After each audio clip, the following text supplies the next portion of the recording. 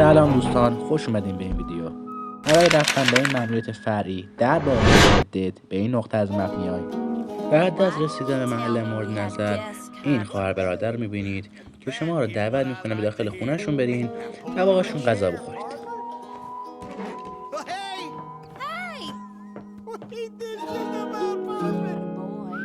بعد از کمی غذا خوردن شما مسموم میشید و وقتی که چشم خودتون رو باز میکنید خودتون رو درون یک گودال پر از خاک میبینید که دورتون افراد دیگری هم هستن که قبلا مثل شما حیله اون خواهر برادر رو خوردن.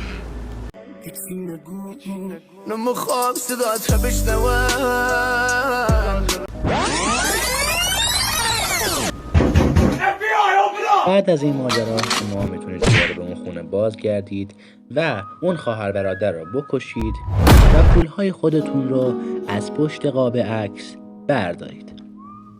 اگه از این ویدیو خوشتون اومد و برای شما مفید بود ممنون میشم که این ویدیو رو لایک کنید و کانال ما رو سابسکرایب